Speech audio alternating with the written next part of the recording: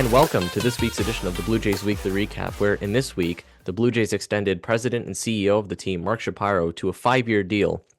Now, Shapiro has obviously had a tumultuous career with the Blue Jays, to say the least, leading us through some pretty bad seasons through the 2017 to 2019 years when the prospects were coming up, then leading us to the playoffs finally in the early 2020s with some early playoff exits before reaching his climax in 2025, leading the team to the World Series. So we'll see what he has in store for the future of this team in the next 5 years.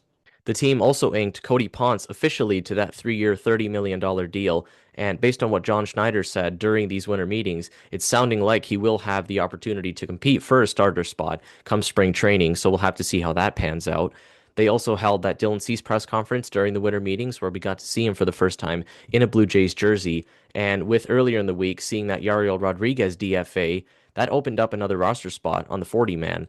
And the Jays went out there in the Rule 5 draft and acquired 2 pitchers, most notably Spencer Miles, coming out of the Giants minor league system. And this is a guy that tops 98 miles an hour, has some serious velocity, has struggled with injuries in the past. So this is a low risk, high reward move for the Blue Jays. He'll come into spring training fighting for a bullpen spot, and if they think he's not able to compete for a bullpen spot come the start of the season, he'll be cut from the team. If they feel that he has some high upside and can stay healthy for the season, they'll add him to that 40-man roster, and you'll see him in the bullpen come March. Some other news, too.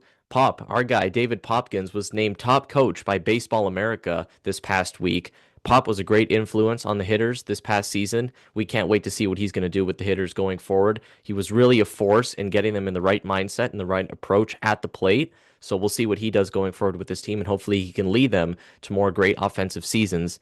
Now, John Schneider also mentioned that Shane Bieber could potentially be dealing or laboring a elbow injury. Again, he was coming back from Tommy John surgery when he was brought over to the Jays at the trade deadline, and he had to pitch an extended period of time going all the way into the World Series. He actually pitched in Game 7, so we'll have to see what that looks like going into spring training. Schneider believes that Bieber will be ready to go, but again, the Ponce signing and some of these other starting pitcher signings could be in case that Shane Bieber isn't quite ready to go come opening day.